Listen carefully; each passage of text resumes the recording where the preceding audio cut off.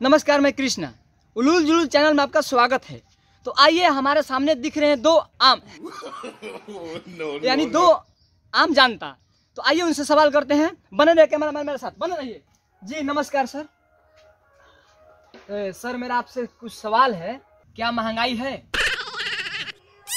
बेरोजगारी है?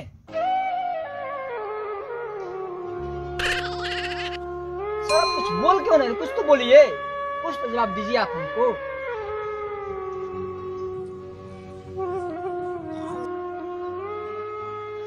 देखिए जी आज हमारे पिताजी मौन है, अच्छा अच्छा। ठीक है ना। हाँ हाँ और आप तो ऐसा ऐसा सवाल पूछ रहे हैं कि पिताजी तो क्या कोई भी जवाब दे रहा है। ऐसा क्यों भाई?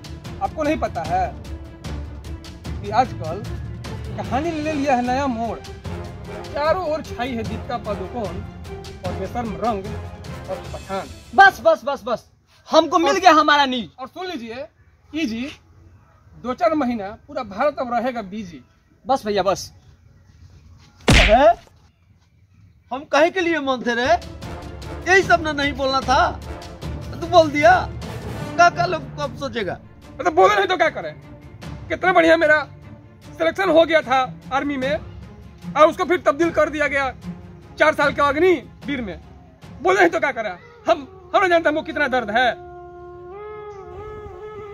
बच्चे ने बेशर्म गीत के बहाने अपनी दर्द कर दी। अब इस दर्द का इलाज कैसे कराएं? डॉक्टर ने फीस बढ़ा दी है। दरअसल यह गीत शब्दों के गरीब गीतकार के पुतले हैं और कम कपड़े पहनना हीरोइनों का हॉलीवुड में एंट्री मारने के चोचले हैं। जहाँ तक रंगों की बात है तो ईश्वर द्वारा बनाया हर रंग अद्भुत है, अनुपम है। फिर ये रंग बेशर्म कैसे? ये रंग किसी एक का कैसे? बताइए गीतकार महोदय।